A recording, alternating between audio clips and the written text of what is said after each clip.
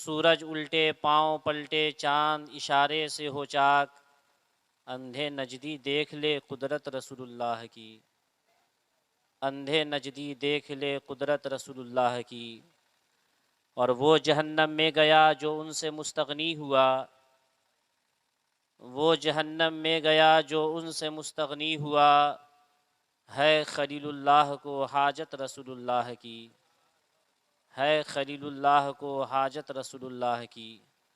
اے رضا خود صاحب قرآن ہے مداح حضور، اے رضا خود صاحب قرآن ہے مداح حضور، تجھ سے کب ممکن ہے پھر مدحت رسول اللہ کی، تجھ سے کب ممکن ہے پھر مدحت رسول اللہ کی۔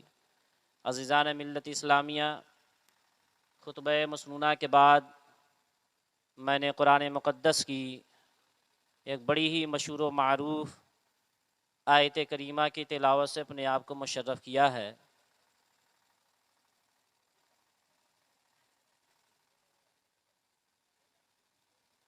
تھوڑی دیر کے لیے میں آپ کے سامنے حاضر ہوں، چند باتیں موضوع کے مناسبت سے پیش کرنے کی جسارت کروں گا۔ انشاءاللہ میرے بعد آپ کو دو عظیم تقریریں سماعت کرنی ہیں۔ حضرت علامہ مولانا مفتی شمشیر رضا مصباحی صاحب قبلہ دامہ ظلہ نورانی اور خطیب اہل سنت حضرت علامہ مولانا پرویز عالم صاحب شمسی مد ظلہ نورانی، دو مایہ ناز خطیب تھوڑی دیر میں رونق اسٹیج ہوں گے اور پرمغز خطاب آپ کو سماعت کرنا ہے۔ یہ ناچیز تھوڑی دیر کے لیے آپ کے سامنے حاضر آیا ہے۔ امید کرتا ہوں کہ آپ پوری دل جمعی کے ساتھ محفل میں تشریف رکھیں گے اور پوری توجہ اور لگن کے ساتھ باتوں کو سماعت کرنے کی کوشش کریں گے۔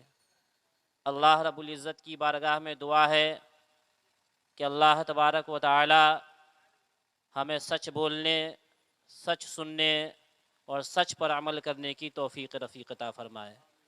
آئیے ہم اور آپ سبھی مل کر سب سے پہلے آقائے نامدار مدنی تاجدار احمد مجتبیٰ محمد مصطفیٰ صلی اللہ تعالی علیہ وسلم کی بارگاہ بے کس پناہ میں درود شریف کا نذرانہ پیش کر لیں۔ پڑھیں باوز بلند اللہم صلی علی سیدنا شفیعنا حبیبنا مولانا محمد بارک وسلم، صلو علیہ صلاۃ و سلام علیک یا رسول اللہ صلی اللہ تعالی علیہ وسلم۔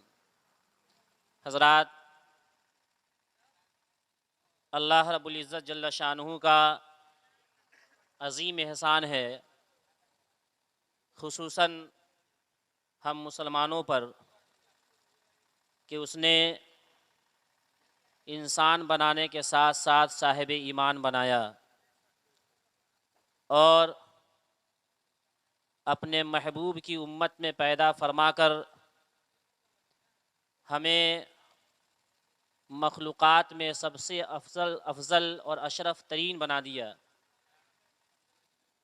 قرآن مقدس میں اسی شرافت کو اللہ رب العزت نے یوں بیان فرمایا ہے، وَلَقَدْ كَرَّمْنَا بَنِي آدم، کہ ہم نے آدم کی اولاد کو عزت و کرامت عطا فرمائی ہے، بڑی بزرگیاں عطا فرمائی ہیں۔ اللہ رب العزت نے اسی عظمت اور بزرگ ترین مخلوق کے لیے کم و بیش 1,24,000 اور ایک دوسری روایت کے مطابق 2,24,000، یعنی کم و بیش 1,00,000 یا 2,00,000 پیغمبران اسلام کو اللہ رب العزت اس خاک دانے گیتی پر جلوہ بار فرمایا اور ان کے حوالے یہ ذمہ داری سونپی گئی کہ وہ اللہ کے بندے کو اللہ کی راہ کا پتہ بتائیں اور ان کی کامل ہدایت کا کارنامہ انجام دیں۔ آخر میں اللہ رب العزت نے اپنے محبوب دانائے غیوب احمد مجتبیٰ محمد مصطفیٰ صلی اللہ تعالی علیہ وسلم کو خاتم النبیین بنا کر کے دنیا میں بھیجا۔ نبی پاک صلی اللہ علیہ وسلم تشریف لے آئے اور قرآن کا اعلان ہو گیا، ما کان محمد ابا احد من رجالکم ولکن رسول اللہ و خاتم النبیین۔ اللہ کے نبی صلی اللہ علیہ وسلم نے حدیث کی کئی متعدد کتابوں کے اندر اور خصوصاً بخاری شریف کے اندر یہ روایت موجود ہے، اللہ کے نبی صلی اللہ علیہ وسلم نے ارشاد فرمایا، انا خاتم النبیین لا نبی بعدی، کہ میں نبیوں میں سب سے آخر ہوں، میرے بعد اب کوئی نبی نہیں ہے۔ عزیزان ملت اسلامیہ، اللہ کے نبی صلی اللہ علیہ وسلم آخری نبی بن کر کے تشریف لے آئے اور اللہ رب العزت نے اپنے محبوب کی ذات پر اس دین کو کامل و مکمل فرما دیا۔ الیوم اکملت لکم دینکم واتممت علیکم نعمتی، کہ آج میں نے تمہارے لیے تمہارے دین کو مکمل کر دیا اور تمہارے اوپر اپنی نعمتیں تمام فرما دیں۔ معلوم یہ ہوا کہ اب قیامت تک کوئی دوسرا دین نہیں آنے والا ہے۔ یہ دین جسے ہم دین محمدی کہتے ہیں، یہ شریعت جسے شریعت مصطفی کہا جاتا ہے، یہی قیامت تک باقی رہے گی اور اسی کے ذریعہ سے ہمیں قیامت تک رہنمائی ملتی رہے گی، اور اسی کی روشنی میں ہمیں ہدایت کے راستے تلاش کرنے ہیں اور اپنے رب کو راضی کرنے کی کوشش کرنی ہے۔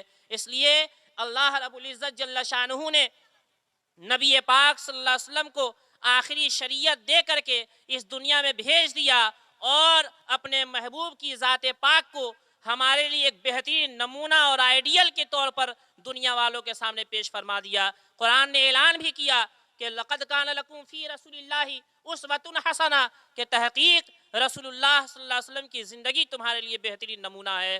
معلوم یہ ہوا کہ اگر ہمیں اپنی زندگی گزارنی ہے اور ہمیں اپنی دنیا اور آخرت کی زلفوں کو سنوارنا ہے تو ہمیں رسول پاک صلی اللہ علیہ وسلم کی سیرت کو پڑھنا ہوگا، ان کے اخلاق و کردار کو دیکھنا ہوگا اور کوشش کرنی ہوگی کہ رسول پاک صلی اللہ علیہ وسلم کی کردار کے مطابق اپنی زندگی گزاری جائے اور ان کی زندگی کے مطابق اپنی زندگی کی ڈگر کو جاری رکھا جائے۔ اور اس کے لیے ضروری یہ ہے کہ ہم مصطفیٰ جان رحمت صلی اللہ علیہ وسلم کی تعلیمات کو بغور پڑھا کریں، ان کی سیرت کا مطالعہ کریں اور اب اس جذبے کے ساتھ مطالعہ کریں کہ ہر معاملے میں، چاہے زندگی کے جس شعبے میں جس شعبے سے ہمارا تعلق ہو، ہمیں چاہیے کہ اس شعبے میں ہم رسول پاک صلی اللہ علیہ وسلم کی کامل اطاعت کرتے رہے۔ عزیزان ملت اسلامیہ، اور رسول پاک صلی اللہ علیہ وسلم کی اطاعت کوئی الگ اطاعت نہیں ہے، بلکہ رسول پاک صلی اللہ علیہ وسلم کی اطاعت ہی اللہ رب العزت کی اطاعت ہے۔ قرآن مقدس میں یہ بیان کر دیا گیا ہے، مَن یُطِیعِ الرَّسُولَ فَقَدْ اَطَاعَ اللَّهَ، کہ جس نے رسول کی اطاعت کر لی اس نے حقیقت میں اللہ کی اطاعت کر لی۔ اللہ رب العزت نے یہ نہیں فرمایا کہ جس نے اللہ کی اطاعت کر لی اس نے رسول کی اطاعت کر لی، یہ اس لیے نہیں فرمایا کہ بتا دیا رب تبارک و تعالیٰ نے کہ بغیر رسول پاک صلی اللہ علیہ وسلم کے واسطے سے کوئی رب کی اطاعت کر ہی نہیں سکتا ہے۔ اگر رب کی اطاعت کرنی ہے، فرما برداری کرنی ہے، مصطفیٰ جان رحمت صلی اللہ علیہ وسلم کی چوکھٹ پر آنا ہوگا، ان کے دامن سے وابستگی ضروری ہے، اور ان کی اطاعت کے بغیر رب کی اطاعت ادھوری رہ جائے گی، نامکمل ہوگی، بلکہ میں یوں کہہ لوں کہ ممکن ہی نہیں ہے کہ بغیر رسول پاک کی اطاعت کے اللہ کی اطاعت کر لی جائے۔ مسلمانوں، سمجھ میں یہ آیا کہ ہمارے لیے جو سب سے زیادہ ضروری ہے وہ یہ ہے کہ ہم رسول پاک صلی اللہ علیہ وسلم کی کامل اطاعت و پیروی کریں۔ عزیزان ملت اسلامیہ، اب اطاعت کے دو پہلو ہیں، ایک اطاعت کا پہلو یہ ہے کہ ہم اعمال میں رسول پاک کی اطاعت کریں، اور ایک اطاعت کی قسم یہ ہے کہ ہم عقیدے میں رسول پاک صلی اللہ علیہ وسلم کی اطاعت کریں۔ اطاعت دو حصوں میں بڑھ گئی، ایک اطاعت فی الاعمال ہے اور ایک اطاعت فی العقائد ہے، اور یہی وہ دو زینے ہیں کہ جب تک یہ زینے کو کامیابی کے ساتھ ہم گزار نہیں لے جاتے اس وقت تک نہ ہماری دنیا سنور سکتی ہے اور نہ ہماری آخرت آباد ہو سکتی ہے۔ عزیزان ملت اسلامیہ، اور یہ بات میں عرض کر دوں کہ اطاعت فی العقائد کا نمبر پہلے آتا ہے اور اطاعت فی الاعمال کا جو نمبر ہے وہ دوسری مرتبہ میں آتا ہے۔ اس لیے عزیزان ملت اسلامیہ، فقہا نے فرمایا ہے، کتابیں بتاتی ہیں اور بزرگان کے ارشادات اس بات کی غمازی کرتے ہیں کہ عقیدہ جو اطاعت فی العقیدہ ہے، اس عقیدے کی حیثیت ایسی ہے جیسے کہ درخت کی حیثیت درخت کے اندر جڑ کی جو حیثیت ہوتی ہے وہی حیثیت عقیدے کی ہے۔ عزیزان ملت اسلامیہ، معلوم کیا ہوا؟ معلوم یہ ہوا کہ اگر درخت کی جڑ اگر صحیح ہو تو درخت کی ٹہنیاں بھی نکلتی ہیں، درخت کے اوپر پھل بھی آتے ہیں، پتیاں بھی سبز و شاداب رہتی ہے۔ لیکن اگر جڑ ہی سڑ جائے تو نہ پتیاں آئیں گی، نہ ڈالیاں ہری بھری رہیں گی، نہ اس پر پھل اور پھول کھلیں گے۔ معلوم یہ ہوا کہ اللہ کے نبی صلی اللہ علیہ وسلم کے پیاروں نے اور خود اللہ کے نبی صلی اللہ علیہ وسلم نے متعدد احادیث کریمہ میں اس جانب اشارہ فرمایا ہے، اور قرآن مقدس بھی ہمیں اس بات کی تعلیم دیتا ہے کہ عقیدہ درخت کی جڑ کی حیثیت رکھتا ہے۔ جس طریقے سے بغیر جڑ کی سلامتی کے پھل نہیں آ سکتے، اسی طرح بغیر عقیدے کی درستگی کے اعمال بہتر نہیں ہو سکتے۔ اور اعمال کی بہتری کیا ہے؟ اعمال کی بہتری رب کی بارگاہ میں قبول ہو جانا ہے۔ لہذا اعمال کی مقبولیت اسی وقت ہوگی جب ہمارے عقیدے درست ہوں گے، اور عقیدہ وہی درست ہوگا جو عقیدہ اللہ کے رسول صلی اللہ علیہ وسلم کے عقیدے کے مطابق ہوگا، رسول اللہ صلی اللہ علیہ وسلم کے صحابہ کے عقیدے کے مطابق ہوگا۔ یہی وجہ ہے کہ اللہ کے نبی صلی اللہ علیہ وسلم نے ارشاد فرمایا کہ ترمذی شریف کی حدیث پاک ہے، اور متعدد محدثین نے اس حدیث پاک کو روایت فرمایا ہے۔ اللہ کے نبی صلی اللہ علیہ وسلم ارشاد فرماتے ہیں کہ بنو اسرائیل 72 فرقوں میں بڑھ گئی تھی، اور میری امت 73 فرقوں میں بڑھ جائے گی۔ بنو اسرائیل کے 72 فرقے جہنمی تھے، میری امت کی بھی 72 فرقے جہنمی ہوں گے، الا ملۃ واحدہ، مگر ایک فرقہ ہوگا جو جنتی فرقہ ہوگا۔ صحابہ نے پوچھا یا رسول اللہ من ہی یا رسول اللہ، وہ جنتی فرقہ جو ایک فرقہ ہے جو جنت میں جائے گا، 72 فرقے آپ کی امت کے جہنم میں چلے جائیں گے، نشاندہی فرما دی جائے کہ وہ ایک فرقہ جو جنت میں جائے گا اس کی علامت کیا ہے، اس کی پہچان کیا ہوگی؟ تو اللہ کے نبی صلی اللہ علیہ وسلم نے فرمایا ما انا علیہ و صحابی، کہ وہ فرقہ وہ ہوگا جو فرقہ میرے طریقے پر قائم ہوگا، میرے صحابہ کے طریقے پر قائم ہوگا۔ عزیزان ملت اسلامیہ، نبی کے طریقے کو سنت کہا جاتا ہے اور صحابہ کو جماعت کہا جاتا ہے، دونوں کو ملا دو تو معلوم یہ ہوا سنت والے اور جماعت والے۔ جو سنت اور جماعت والے ہوں گے اسی کو فارسی زبان میں اہل سنت و جماعت کہا جاتا ہے۔ تو جو اہل سنت و جماعت ہیں انہیں کو اللہ کے نبی صلی اللہ علیہ وسلم نے جنتی ہونے کی ضمانت عطا فرمائی، اور یہ اشارہ فرما دیا یہی وہ گروہ ہے، یہی وہ فرقہ ہے جو اس طریقے پر قائم ہے جس طریقے پر میں قائم ہوں اور جس طریقے پر میرے صحابہ قائم۔ تو سب سے پہلے ضروری کیا ہے؟ عقیدے کی درستگی ضروری ہے۔ عقیدے کو اللہ نے جو قرآن میں بیان فرمایا، اسلامی عقائد، اور رسول پاک صلی اللہ علیہ وسلم نے جو بیان فرمایا، اور رسول پاک صلی اللہ علیہ وسلم جس عقیدے پر قائم رہے اور رسول پاک صلی اللہ علیہ وسلم کے صحابہ جس عقیدے پر قائم رہے، وہی عقیدہ درست عقیدہ ہے۔ تو اس عقیدے کے مطابق اپنے عقیدے کو کرنا پہلے ضروری ہے۔ سمجھ رہے ہیں؟ جب یہ عقیدہ درست ہو جائے پھر عمل آپ کریں تو عمل اللہ کی بارگاہ میں مقبول ہوں گے۔ اب یہ بات اگر سمجھ میں نہیں آ رہی ہو تو آپ یوں سمجھ لیں، کسی نے کلمہ نہیں پڑھا، آپ اسے حکم دیں گے کہ نماز پڑھو مسجد میں آ کر کے، روزہ رکھو مسجد رمضان کے مہینے میں، آپ اسے حکم دیں گے؟ نہیں دیں گے۔ کس چیز کا حکم دیں گے آپ انہیں آپ اس چیز کا حکم دیں گے کہ پہلے تم ایمان لاؤ، کلمہ پڑھو۔ تو پہلے ضروری ہے ایمان، عقیدہ، عقیدے کی بنیاد پر انسان مسلمان ہوتا ہے۔ جب مسلمان ہو جاتا ہے تو شریعت کے احکام اس پر نافذ ہوتے ہیں۔ اب اس پر روزہ فرض ہو گیا، نماز فرض ہو گئی، اور یہ سب بلوغت کے بعد فرض ہوتے ہیں۔ اگر ایمان سے پہلے اعمال ضروری ہوتے تو پھر پیدا ہونے والے بچے پر بھی نماز فرض ہو جاتی۔ یہی وجہ ہے کہ بچہ جب بالغ ہو جاتا ہے پھر جا کے اس پر نماز فرض ہوتی ہے۔ تو معلوم یہ ہوا کہ اعمال سے پہلے ضروری ہے کہ ہم اپنے عقیدے کو اللہ، رسول اور رسول پاک صلی اللہ علیہ وسلم کے صحابہ کے عقیدے کے مطابق کریں ہیں۔ بات سمجھ میں آئی؟ اس کے بعد اپنے اعمال کی طرف توجہ دیں۔ الحمدللہ ہمارے علماء کرام بارہا عقیدے کے تعلق سے آپ کو روشناس کراتے رہے ہیں، بلکہ میں یہ کہہ دوں حضرت تو یہاں پر سارا زور عقیدے پر صرف ہوتا آ رہا ہے، مگر اس کے باوجود بھی ہمارے عوام کے اندر اس قدر کمزوری ہے کہ بار بار اس چیز کو بیان کرنے کے بعد بھی اپنے عقیدے میں یہ راسخ نہیں ہو پا رہی ہے۔ علماء مجبور ہیں، کبھی توجہ ہی نہیں جاتی اعمال کی طرف، آپ وہ نوبت ہی نہیں آنے دیتے اپنے علماء پر کہ وہ اعمال کے تعلق سے بھی گفتگو کریں۔ آپ اپنے عقیدے کو مضبوط کر کے اپنے علماء کو مطمئن کر دیں کہ ہاں ہمارے عقیدے مضبوط ہیں، ہمارے عقیدے رسول اور رسول پاک صلی اللہ علیہ وسلم کے صحابہ کے عقیدے کے مطابق ہیں، پھر یہ علماء کرام آپ کے عمل کی اصلاح کی طرف توجہ کریں گے۔ عزیزان ملت اسلامیہ، آج آپ کا حال کیا ہے؟ آپ کی مسجدیں ویران ہیں، آپ کو شریعت کا علم نہیں ہے، بنیادی چیزیں آپ کو معلوم نہیں ہیں، جس کی وجہ سے ہم اور آپ بے راہ روی کی زندگی گزار رہے ہیں، بے راہ روی کی زندگی گزار رہے ہیں، جبکہ اللہ رب العزت نے قرآن مقدس کے اندر جگہ جگہ اعمال کی طرف توجہ دلائی، اور ترک اعمال کی بنیاد پر سخت وعیدیں اور عذاب کی خبریں سنائی گئی ہیں۔ عزیزان ملت اسلامیہ، جو آیت کریمہ میں نے پڑھی ہے، اللہ رب العزت ارشاد فرما رہا ہے، یا ایھا الذین آمنو، اے ایمان والو، پہلے ایمان ضروری ہے، اے ایمان والو یعنی اے وہ لوگ جو ایمان لا چکے ہیں، ایمان اور عقیدے کو جنہوں نے درست کر لیا ہے، انہیں حکم دیا جا رہا ہے اتقوا اللہ، اللہ سے ڈرو۔ اور اللہ سے ڈرنے کا معنی کیا ہے؟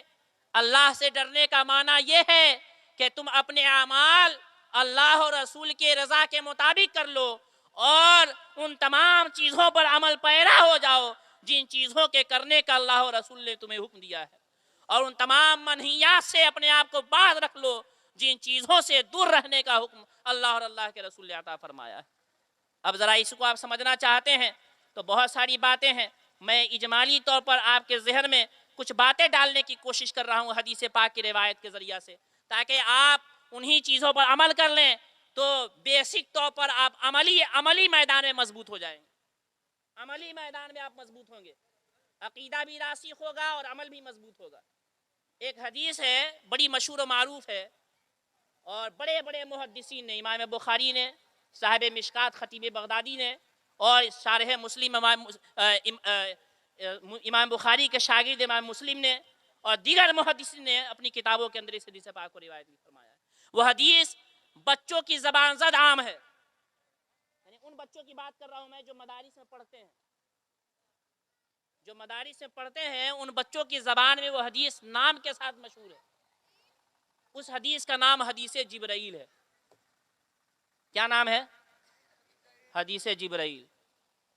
راوی حدیث ہیں حضرت عمر ابن خطاب رضی اللہ تعالیٰ عنہ۔ کون؟ عمر ابن خطاب رضی اللہ تعالیٰ عنہ۔ جانتے ہیں یہ کون ہے؟ یہ اللہ کے نبی صلی اللہ علیہ وسلم کے دوسرے خلیفہ ہیں۔ پہلے خلیفہ حضرت ابوبکر صدیق رضی اللہ تعالیٰ عنہ، اور دوسرے خلیفہ حضرت عمر ابن خطاب رضی اللہ تعالیٰ عنہ۔ اور بتاؤں ان کے بارے میں، پوری مخلوق کے اندر، مخلوق کس کو بولتے ہیں؟ جس کو اللہ نے پیدا فرمایا، تو آسمان، چاند، سورج، آپ، ہم، یہ سب مخلوق ہیں۔ تو پوری مخلوق کے اندر انبیاء کرام کے بعد اگر کوئی سب سے افضل ترین ہے تو وہ حضرت ابوبکر صدیق رضی اللہ تعالیٰ عنہ کی ذات پاک، اور اس کے بعد اگر نمبر آتا ہے تو حضرت عمر ابن خطاب رضی اللہ تعالیٰ عنہ کا نمبر آتا ہے۔ تو یہ وہ شخصیت ہیں، وہ فرماتے ہیں کہ ہم رسول پاک صلی اللہ علیہ وسلم کی خدمت میں حاضر تھے، گفتگو چل رہی تھی، صحابہ موجود تھے، اچانک ایک شخص تشریف لے آئے، ایک شخص آئے۔ اب وہ آنے والے شخص کیسے تھے؟ تو حضرت عمر بن خطاب فرماتے ہیں کہ وہ ان کے بال نہایت کالے سیاہ چمکدار تھے، ان کے اوپر سفر کے آثار معلوم نہیں ہوتے تھے، ان کے اوپر سفر کے آثار معلوم نہیں ہوتے تھے، اور وہ ہم میں سے بھی نہیں تھے۔ یعنی حضرت عمر بن خطاب فرماتے ہیں کہ آنے والا جو شخص آیا وہ نہ مدینہ کا تھا اور نہ ہی مسافر لگتا تھا، اس لیے کہ اگر مسافر ہوتا، دور دراز سے سفر، آج تو کار سے نہ سفر ہو رہا ہے، موٹر سائیکل سے بھی جو سفر کرے بغیر ہیلمٹ کے تو گرد و غبار اس کی داڑھی میں، اس کے بال میں پڑ جایا کرتے۔ تو دور دراز سے جو سفر کر کے آتا ہے تو سفر کے اثرات اس کے چہرے سے نمایاں ہوتے ہیں، وہ تھکا ہارا نظر آتا ہے، چہرے پر گرد و غبار پڑے ہوئے ہوتے ہیں۔ حضرت عمر بن خطاب فرماتے ہیں کہ آنے والا شخص آتا ہے تو نہ وہ مسافر معلوم ہوتا ہے اور نہ ہمے کا معلوم ہوتا ہے، یعنی اگر ہمے کا ہوتا تو کوئی نہ کوئی پہچانتا، تو ہمے کا کسی نے اسے نہیں پہچانا، یعنی مدینے کا رہنے والا نہیں تھا۔ اور اس کے چہرے سے سفر کے آثار بھی معلوم نہیں ہو رہے تھے، یعنی مسافر بھی نہیں لگ رہا تھا۔ تو صحابہ اکرام کو حیرانی ہوئی۔ وہ شخص آیا اور آنے کے بعد رسول پاک صلی اللہ علیہ وسلم کے سامنے بیٹھ گیا، دو زانو ہو کر کے، جیسے کہ ایک شاگرد استاذ کے بعد بیٹھتا ہے۔ ہم اسکول والے شاگردوں کی بات نہیں کر رہے ہیں، ہم مدرسے والے شاگردوں کی بات کر رہے ہیں۔ آپ نے دیکھا ہوگا کہ مدرسے کے شاگرد جو اپنے استاذ کے پاس کس طرح بیٹھتے ہیں، ہے نا، دو زانو ہو کر کے ادب کے ساتھ بیٹھ جاتے ہیں۔ یہ طریقہ کہاں سے آیا؟ وہاں سے آیا کہ اللہ کے نبی علیہ وسلم کی خدمت میں وہ شخص آئے اور رسول پاک علیہ وسلم کی خدمت میں آ کر بیٹھ گئے۔ حدیث پاک بتاتی ہے اس طرح بیٹھ گئے کہ اپنے گھٹنے کو رسول پاک صلی اللہ علیہ وسلم کے گھٹنے سے ملا دیا۔ فَأَسْنَدَ رُكْبَتَيْهِ إِلَى رُكْبَتَيْهِ، کہ اپنے گھٹنے کو رسول پاک صلی اللہ علیہ وسلم کے گھٹنے سے ملا دیا۔ وَوَضَعَ يَدَيْهِ فَخَذَيْهِ عَلَى فَخَذَيْهِ، اور اپنے دونوں ہاتھوں کو اپنے دونوں رانوں پر رکھ لیا، یوں بیٹھ گئے۔ اور بیٹھنے کے بعد سوال کیا، کیا سوال کیا؟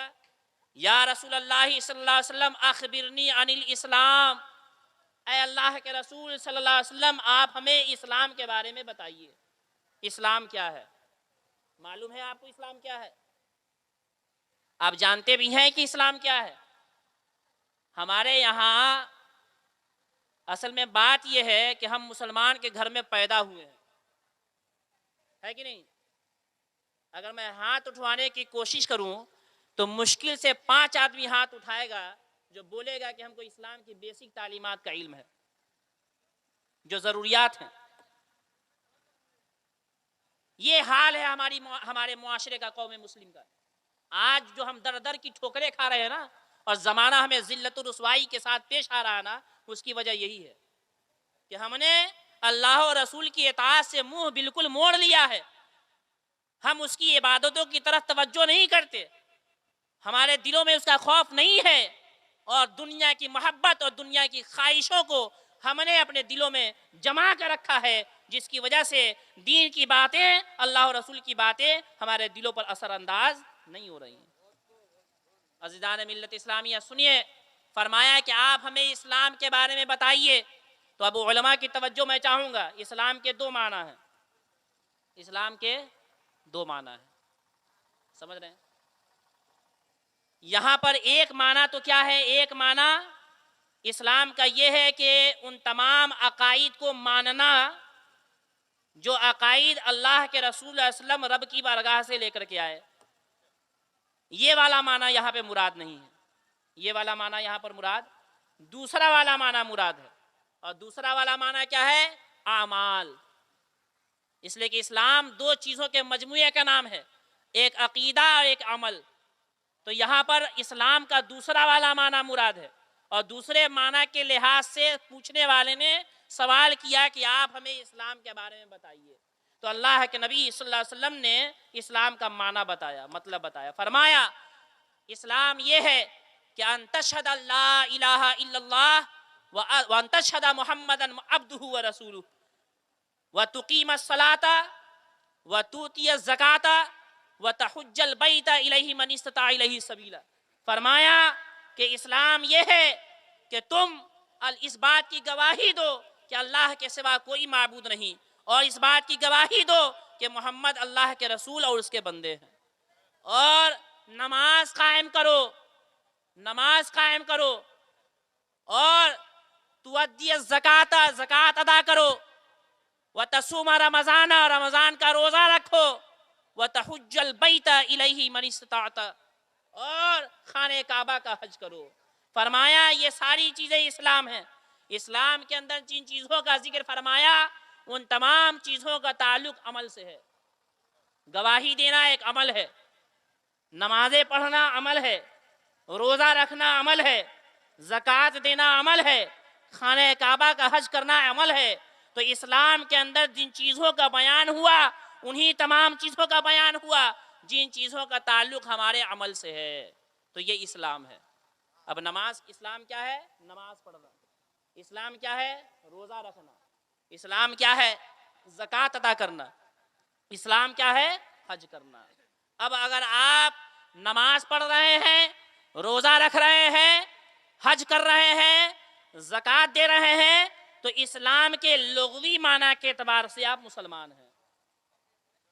سمجھ رہے ہیں؟ لغوی معنی کے اعتبار سے کیا ہے؟ مسلمان ہیں۔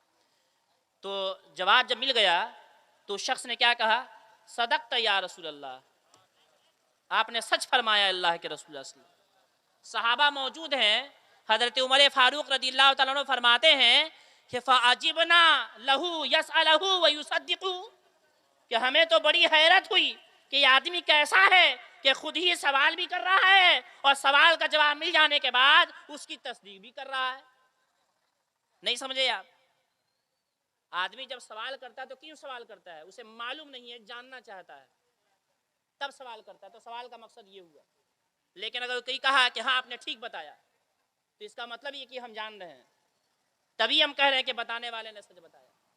تو سوال کر رہا ہے تو سمجھ میں یہ آ رہا ہے کہ اس آدمی کو معلوم نہیں ہے، لیکن جب تصدیق کر رہا ہے تو پتہ یہ چل رہا ہے کہ اسے بھی یہ معلوم ہے۔ تو حضرت عمر فاروق فرماتے ہیں کہ ہمیں بڑی حیرت ہوئی، یہ آدمی سوال بھی کر رہا ہے اور جواب کی تصدیق بھی کر رہا ہے۔ پھر اس نے سوال کیا، یا رسول اللہ صلی اللہ علیہ وسلم اخبرنی عن الایمان، ایمان کیا ہے؟ وہاں پہ اسلام کے بارے میں پوچھا، یہاں پہ ایمان کے بارے میں پوچھا، ایمان کیا ہے؟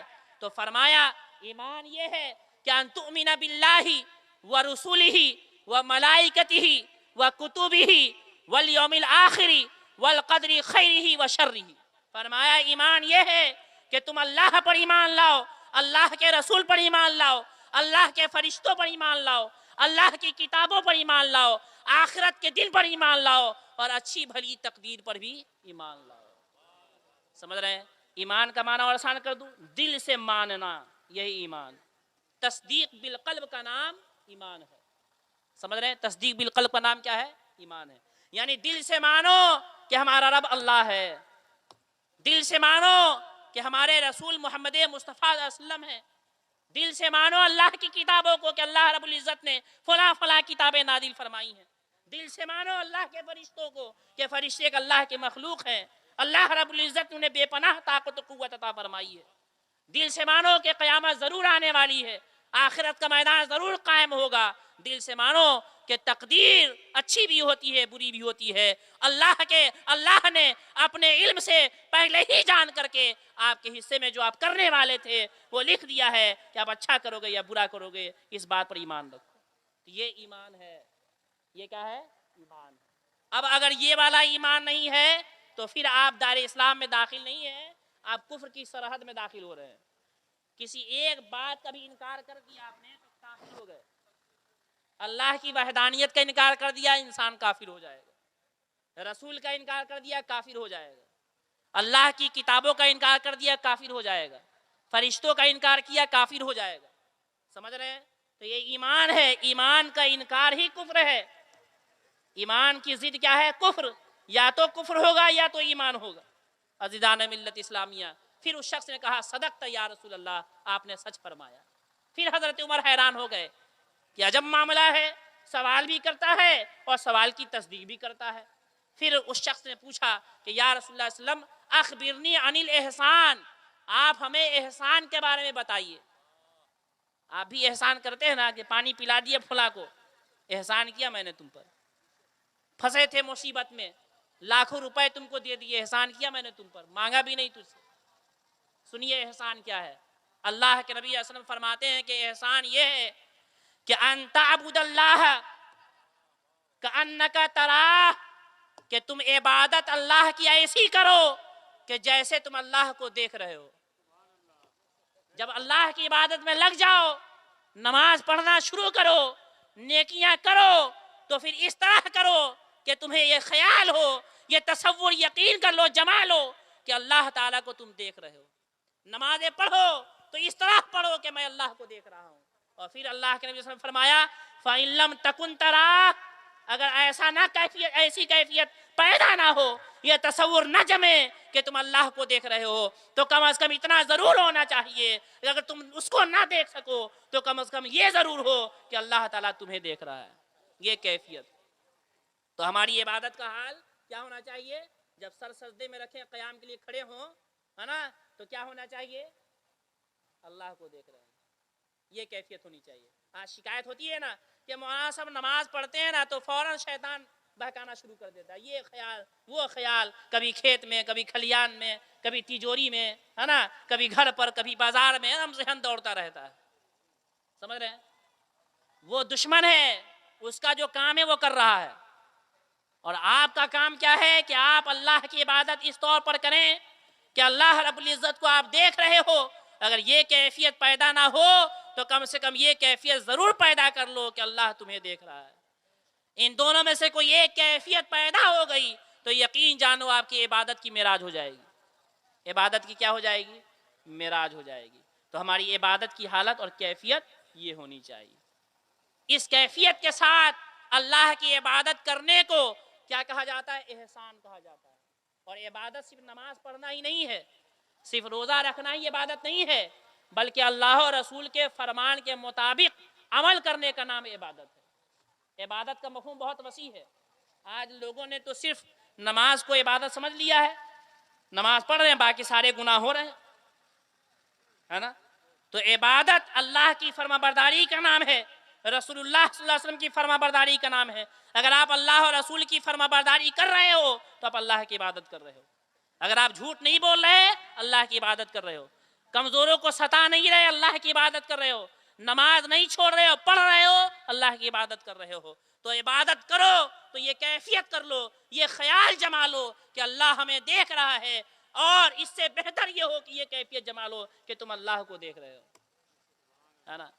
اب یہ سوال جب کمپلیٹ ہوا تو اس نے پھر کہا کہ صدقت یا رسول اللہ، آپ نے سچ کہا. پھر اس نے ایک اور سوال کیا، یا رسول اللہ صلی اللہ علیہ وسلم آپ ہمیں قیامت کے بارے میں بتائیے، قیامت کے بارے میں بتائیے. تو اللہ کے رسول صلی اللہ علیہ وسلم فرمایا کہ مل مسئول عنہا عالم من السائل. یہ فرمایا. اب یہ ایسی عبارت ہے نا حضرت کہ اس عبارت کو پڑھ کر کے وہابی بڑے خوش ہوتے ہیں. سمجھ رہے ہیں؟ وہابیوں کا ایک عقیدہ ہے کہ اللہ کے نبی صلی اللہ علیہ وسلم کو غیب کا علم نہیں ہے. اور غیب جانتے ہیں کس کو بولتے ہیں؟ غیب اسے بولتے ہیں جو ہمارے عقل سے باہر ہو، نظر نہ دیکھ پائے، نگاہ سے پوشیدہ ہو. سمجھ رہے ہیں؟ اس کو غیب کہتے ہیں. تو یہ ان کا عقیدہ ہے کہ اللہ کے نبی صلی اللہ علیہ وسلم غیب نہیں جانتے ہیں. یہاں پر اللہ کے نبی صلی اللہ علیہ وسلم سے سوال ہوا کہ قیامت کے بارے میں بتائیے. تو اللہ کے نبی صلی اللہ علیہ وسلم نے جس طریقے سے ساری چیزوں کا سوال کا جواب دیا تو چاہیے یہ تھا کہ اس کو ابھی جواب دے دیا جاتا کہ کب قیامت آئے گی، فائنل ہو جاتا معاملہ. لیکن اللہ کے نبی صلی اللہ علیہ وسلم نے فرمایا کہ اے سائل پوچھنے والے، قیامت کے بارے میں جس سے پوچھا جا رہا ہے وہ پوچھنے والے سے زیادہ جانکار نہیں ہے، زیادہ جانکار نہیں ہے. دیکھیے، ایک ہوتا ہے علم کی نفی، نہ جاننے کی نفی کہ نہیں جانتا، ایک ہوتا ہے کہ زیادہ نہیں جانتا. دونوں میں فرق ہے. ایک ہے مطلقاً نفی اور ایک ہے زیادتی علم کی نفی. یہاں پر مطلق علم کی نفی نہیں ہے بلکہ زیادتی علم کی نفی ہے کہ اے پوچھنے والے، قیامت کے بارے میں تم جتنا جانتے ہو اتنا میں بھی جانتا ہوں، تم سے زیادہ نہیں جانتا. یہ لہجہ کیوں اختیار کیا گیا؟ فقہا فرماتے ہیں، شارحین حدیث فرماتے ہیں، اس کی وجہ یہ ہے کہ وہ سارے سوالات کے جوابات لیک کرنے والے تھے، سامنے لانے کے تھے، لیکن قیامت کے بارے میں جو سوال کیا گیا اس کے جواب کو رب کی جانب سے پوشیدہ رکھنے کا حکم تھا. ورنہ ایسا نہیں ہے کہ اللہ کے نبی صلی اللہ علیہ وسلم اس کو بتا نہ سکتے، جتنا جانتے تھے اتنا ہی بتا دیتے. وہ بھی تو جانتے تھے تبھی تو تصدیق کر رہے ہیں. تو معاملات تو برابر چلے آ رہے ہیں، پھر یہاں پر چھپانے کی کیا بات ہے؟ یہ اشارہ دینا ہے اس بات کی طرف کہ قیامت کا علم اللہ کے رازوں میں سے ایک عظیم راز ہے اور اس راز کو چھپایا جائے گا، کھولا نہیں جائے گا. اس لیے اللہ کے نبی صلی اللہ علیہ وسلم نے یہ انداز اختیار فرمایا. اور فرمایا جب یہ سوال ہو گیا تو اس شخص سے پوچھا ٹھیک ہے قیامت کے بارے میں نہیں بتائیے گا تو قیامت کی نشانیوں کے بارے میں بتا دیجیے. تو اللہ کے رسول صلی اللہ علیہ وسلم نے فرمایا ہاں قیامت کی نشانیاں سن لو. قیامت کی نشانیاں یہ ہیں کہ ان ترید الامۃ ربتہا، کہ لونڈیاں اپنے مالک کو جنیں گی، لونڈیاں اپنے مالک کو جنیں گی۔ وَرَأَيْتَ الْحُفَاةَ الْعُرَاةَ الشَّاةَ يَتَطَاوَلُونَ فِي الْبُنْيَانِ، اور تم ننگے پیر چلنے والے، ننگے بدن رہنے والے، بکریاں چرانے والوں کو تم دیکھو گے کہ وہ بڑی بڑی بلڈنگوں میں داد عیش دیں گے، ہاں، جن کے پیر میں چپل پہننے کی توفیق نہیں تھی، کپڑے نہیں تھے۔ قیامت کا جب قریب ہوگا معاملہ، تو جب قرب قیامت ہوگا تو ایسا حال ہو جائے گا کہ جو کسی لائق نہیں تھے آج بڑی بڑی بلڈنگوں میں داد عیش دے رہے ہیں۔ قیامت کی نشانیوں میں سے آج بلڈنگوں کی کثرت ہو رہی ہے نا، چھت بڑی مضبوط ہو رہی ہے نا۔ اللہ کے نبی صلی اللہ علیہ وسلم نے اس کو قیامت کی نشانیوں میں شمار فرمایا۔ جب یہ سوال مکمل ہو گیا، وہ شخص چلا گیا۔ حضرت عمر فاروق فرماتے ہیں کہ میں بیٹھا رہا تھوڑی دیر، لبثت ملیا، میں تھوڑی دیر بیٹھا رہا۔ اس کے بعد فرمایا اللہ کے نبی صلی اللہ علیہ وسلم نے، یا عمرو اتدری من السائل، تمہیں معلوم ہے کہ پوچھنے والا کون تھا؟ تم جانتے ہو کہ یہ آنے والا جو آیا اس طرح کے سوالات کیے تو کون تھا؟ تو حضرت عمر فاروق فرماتے ہیں جیسا کہ صحابہ کی عادت تھی، اللہ و رسولہ عالم، اللہ اور اس کے رسول بہتر جانے۔ جانتے ہیں وہابیوں کا عقیدہ کیا ہے؟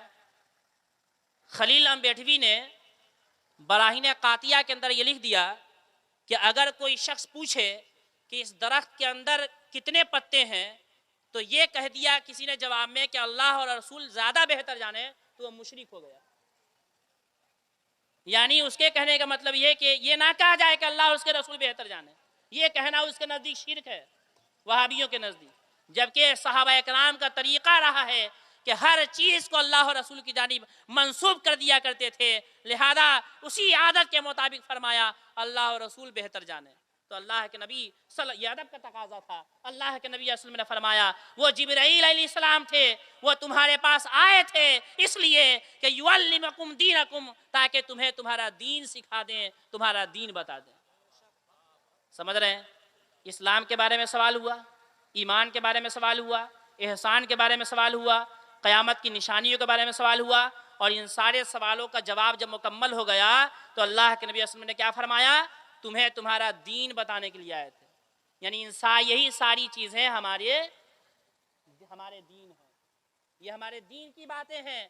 اسلام یہ ہمارا دین ہے، ایمان کے اندر جو باتیں بیان فرمائی گئی وہ دین ہے، احسان جو فرمایا گیا وہ دین ہے، قیامت کے بارے میں جو بتایا گیا وہ دین ہے۔ یہ ساری چیزیں جو باتیں بیان کی گئی وہ سب ہمارے دین سے ریلیٹڈ باتیں ہیں۔ عزیزان ملت اسلامیہ، معلوم یہ ہوا کہ یہ ساری بنیادی چیزیں ہیں، اور بنیادی چیزیں حاصل کرنا اور جاننا، اس پر عمل کرنا ہمارے لیے نہایت ہی ضروری ہے۔ اسی کو فرمایا گیا یا ایھا الذین آمنوا اتقوا اللہ، اے ایمان والو اللہ سے ڈرو، یعنی دین کے اوپر مضبوطی کے ساتھ قائم ہو جاؤ اور اسے اپنی زندگی میں شامل کر لو، نمازوں کی پابندی کر لو، ایمان کو مضبوط کر لو، قیامت کے بارے میں تم جانو اور خوف اپنے دلوں کے اندر قائم رکھو، تاکہ تم گناہوں سے بچتے رہو اور اللہ کی نافرمانی سے تم بچتے رہو، اس کی اطاعت میں تمہاری زندگی گزرتی رہے۔ عزیزان ملت اسلامیہ، مگر آج ہمارا حال یہ ہے کہ ہم ساری چیزوں سے بے خبر ہو کر کے زندگی گزار رہے ہیں، جبکہ اللہ رب العزت نے قرآن مقدس میں ایک دو جگہ نہیں کئی جگہوں پر ہمیں اس بات کی سخت تاکید فرمائی، اور ہمیں بھی تنبیہ فرمایا، اور ہمارے گارجین لوگوں کو بھی تنبیہ فرمایا۔ اللہ رب العزت نے فرمایا یا ایھا الذین آمنوا قوا انفسکم واہلیکم نارا، اے ایمان والو تم اپنے آپ کو بھی بچاؤ اور اپنے بال بچوں کو بھی بچاؤ جہنم کی اس آگ سے جس کے ایندھن آدمی اور پتھر ہے۔ کیسے بچائیں گے؟ کیسے بچائیں گے؟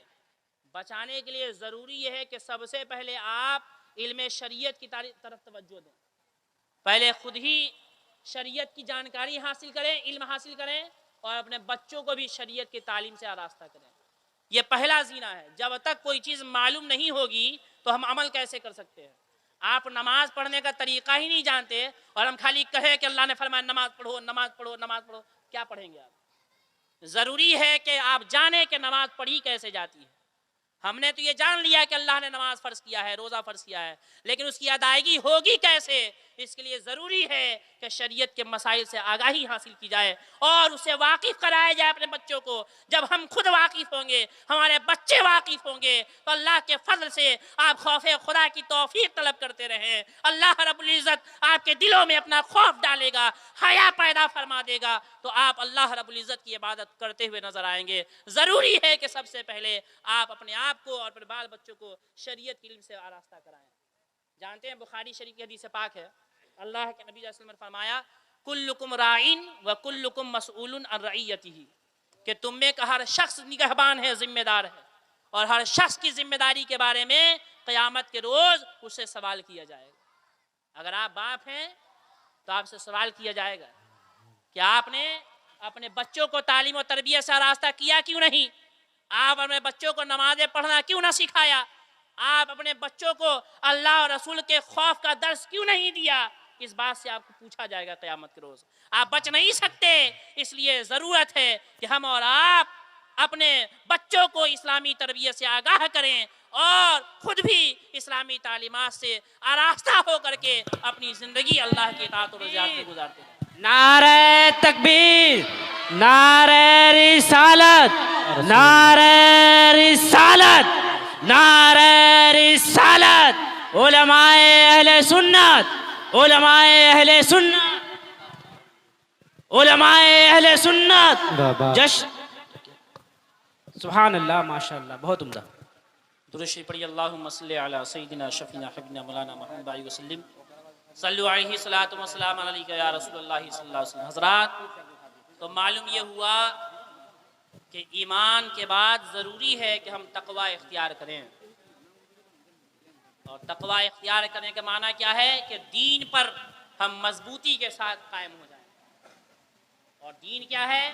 باتیں بیان کر دی گئیں کہ اللہ کے نبی صلی اللہ علیہ وسلم نے کن چیزوں کو دین فرمایا، ان چیزوں پر مضبوطی کے ساتھ عمل ضروری ہے۔ اس کے بعد اللہ رب العزت ارشاد فرما رہا ہے وَابْتَغُوا إِلَيْهِ الْوَسِيلَةَ، رب کی جانب وسیلہ تلاش کرو۔ اب وسیلہ کیا ہے؟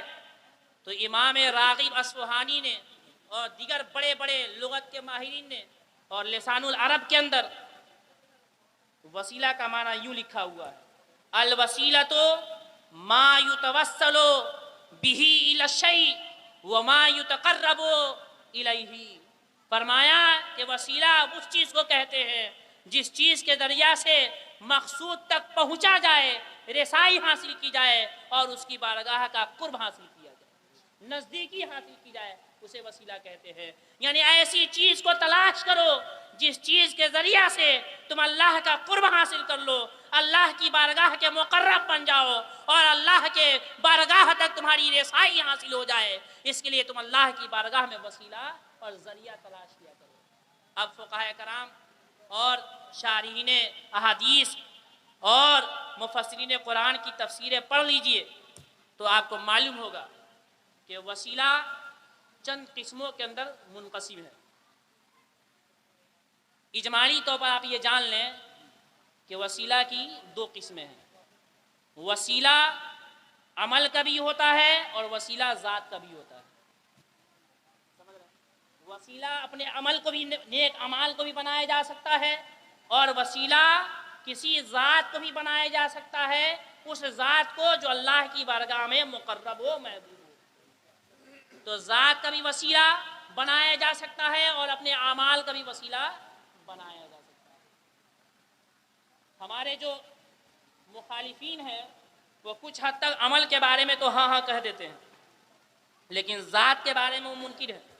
مثلا ہم یہ کہتے ہیں کہ اللہ کے نبی صلی اللہ علیہ وسلم کے ذریعہ سے، ان کے وسیلے سے ہم اللہ سے مانگتے ہیں اور ان کے وسیلے سے رب تک پہنچنے کی کوشش کرتے ہیں۔ اللہ کے ولیوں کا اور اللہ کے محبوبوں کا رب کی بارگاہ میں وسیلہ تلاش کرتے ہیں۔ یہ وہابیہ دیابنا شرک اور بدعت کے فتوے لگانا شروع کر دیتے ہیں، کہتے ہیں یہ تو شرک ہو گیا۔ عزیزان ملت اسلامیہ، چند باتیں آپ سن لیں، آپ کو سمجھ میں آئے گا کیسے یہ شرک نہیں ہے اور کیسے یہ ایمان کا حصہ ہے۔ آپ وسیلہ کا معنی جان چکے، اب سنیے۔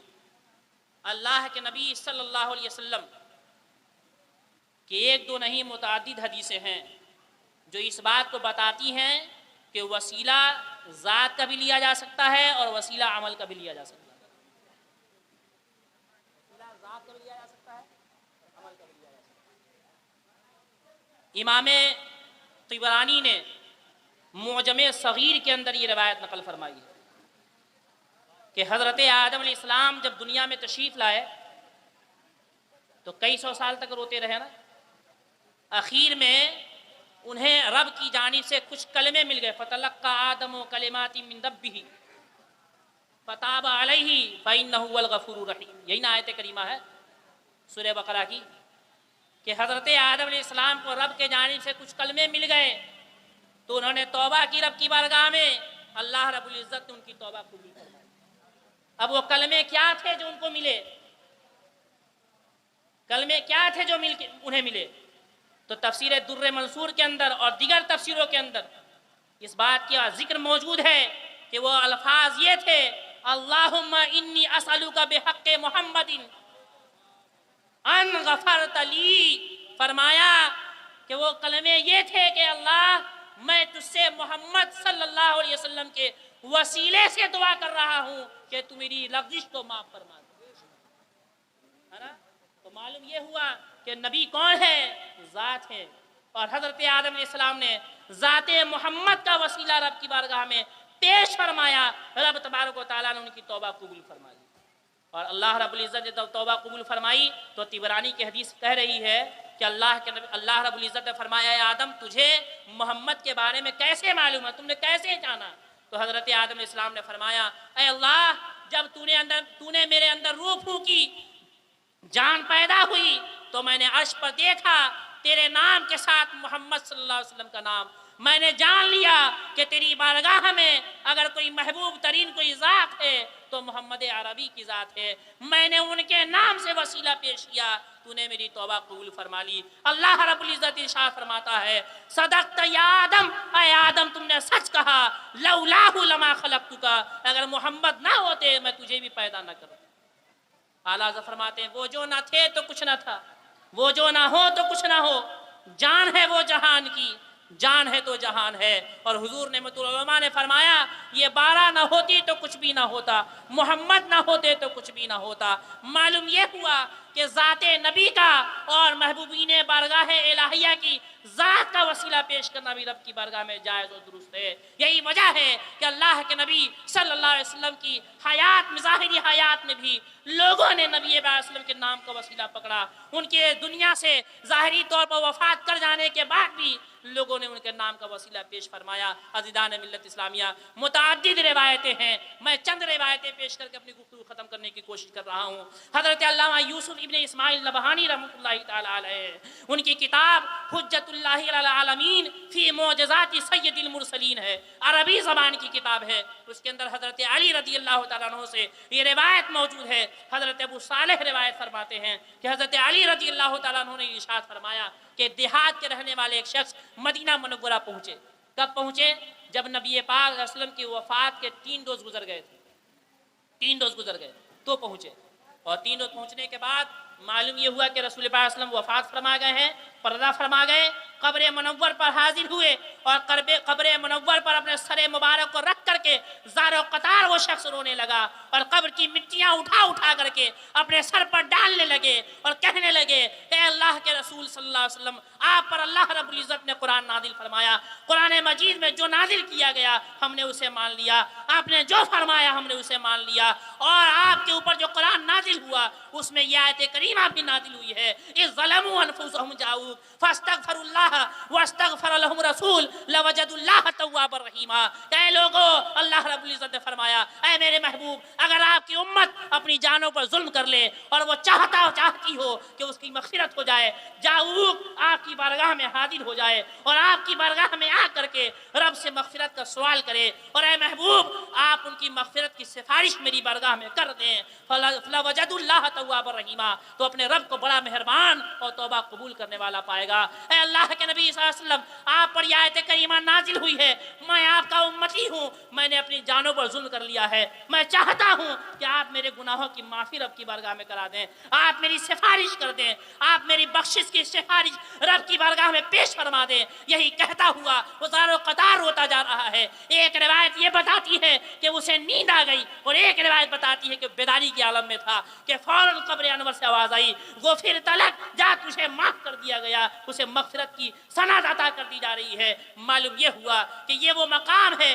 اور یہ وہ ہستیاں ہیں اور یہ ذات کریمہ ہے, خصوصاً نبی پاک صلی اللہ علیہ وسلم کی, کہ جس ذات کریمہ کا وسیلہ ان کے زندگی میں بھی, ان کے زندگی سے پہلے بھی, ان کی حیات میں بھی اور ان کے حیات کے بعد بھی لوگوں نے ان کے نام کا وسیلہ, ان کی ذات کا وسیلہ پیش فرمایا ہے, اور اب تبارک و تعالیٰ نے ان کی حاجتیں پوری فرمائی. جانتے ہیں بخاری شریف کی روایت ہے, مدینہ منورہ میں قحط پڑ گیا, بارش نہیں ہو رہی تھی, زمین پھٹنے لگی. لوگوں نے آ کر عرض کیا حضور دعا فرما دیں کہ اللہ رب العزت بارش نازل فرما دے, ہے نا, دعا فرما دے کہ بارش نازل فرما دے. فرمائی اللہ کے نبی صلی اللہ علیہ وسلم نے کیا کیا, دعا کے لیے ہاتھ اٹھا دیا. دعا کے لیے ہاتھ اٹھایا, جمعہ کا دن تھا, دعا کے لیے ہاتھ اٹھا دیا, اور راوی فرماتے ہیں کہ ابھی ہاتھ ابھی نبی پاک صلی اللہ علیہ وسلم نے گرائے نہیں تھے, دعا سے ہاتھ ابھی ہٹائے نہیں تھے کہ آسمان میں بادل چاروں طرف سے جمع ہو گئے اور برسنے لگے. اور اس وقت نبی پاک صلی اللہ علیہ وسلم ممبر پر کھڑے تھے, اور ممبر پر جب اترے تو صحابہ فرماتے ہیں ہم نے دیکھا کہ رسول پاک صلی اللہ علیہ وسلم کی داڑھی سے پانی کے قطرے ٹپک رہے ہیں. اس تیزی کے ساتھ بارش ہوئی, بارش ہو رہی ہے, ہفتہ بھر بارش ہوئی, جمعہ آ گیا اگلا. صحابہ اکرام پریشان ہو گئے, پھر نبی پاک صلی اللہ علیہ وسلم کی خدمت میں حاضر ہوئے اور کہنے لگے یا رسول اللہ صلی اللہ علیہ وسلم بارش بہت زیادہ ہو رہی ہے, بہت نقصان ہو رہا ہے, آپ دعا فرما دیں کہ اللہ رب العزت یہاں پر ہمارے یہاں بارش نہ برسائے اور دوسری جگہ برسا دے. تو اللہ کے نبی صلی اللہ علیہ وسلم نے اسی وقت دعا فرمائی, اللہم حوالینا ولا علینا, اے اللہ رب العزت ہمارے اوپر بارش نہ برسا, ہمارے ارد گرد بارش برسا. اور اللہ کے نبی صلی اللہ علیہ وسلم نے دعا فرمائی اور اپنے انگلی سے بادل کی طرف اشارہ فرمایا, جہاں جہاں اشارہ فرماتے وہاں وہاں بارش ختم ہو جاتی اور اطراف میں بارش برس رہے ہیں, اور جہاں جہاں اشارہ فرماتے وہاں وہاں بادل چھٹ جا رہا ہے. دیکھیے اگر صحابہ کرام چاہتے رب کی بارگاہ میں خود دعا کر لیتے, دعا کرنے کا حکم تو اللہ رب العزت نے عطا فرمایا ہے, دعا کوئی مشکل کام نہیں ہے, لیکن نبی پاک صلی اللہ علیہ وسلم کی خدمت میں آ کر کے دعا کی گزارش کی جا رہی ہے, ان کے ذریعہ سے رب سے بارش طلب کی جا رہی ہے. اس بات کو بتایا جا رہا ہے کہ دیکھو نبی کا وسیلہ نہ ان کی حیات سے پہلے ناجائز و شرک تھا, نہ ان کی حیات میں ناجائز تھا, اور نہ ان کی حیات کے بعد ناجائز ہے, بلکہ کل بھی جائز تھا, آج بھی جائز ہے, اور قیامت تک ان کے ذات کا وسیلہ جائز رہے گا. اور آج ہم اہل سنت و جماعت اسی عقیدے پر قائم ہے, اور یہی صحابہ کا عقیدہ ہے, یہی نبی کا عقیدہ ہے, یہی قرآن نے ہمیں تعلیم عطا فرمائی ہے. عزیزان ملت اسلامیہ, معلوم یہ ہوا اس عقیدے پر کوئی قائم ہے تو اہل سنت و جماعت قائم ہے, اور اس عقیدے سے جو الگ ہے وہ گمراہ فرقے ہیں, وہ جہنمی فرقے ہیں. عزیزان ملت اسلامیہ, اس لیے ضروری ہے کہ ہم اپنے ایمان کی حفاظت کرنے کے بعد تقوی اختیار کریں, اعمال درست کریں, اور اعمال کی درستگی کے ساتھ ساتھ ضروری ہے کہ اپنی دعائیں قبول کروانے کے لیے اپنی حاجتیں رب کی بارگاہ میں پیش کرنی ہو, اسے پوری کرنے کی درخواست کرنی ہو تو نام محمدی کا وسیلہ پیش کر لیا جائے, اللہ والوں کا وسیلہ پیش کر لیا جائے. اللہ رب العزت ہماری دعاؤں کو قبول فرما لے.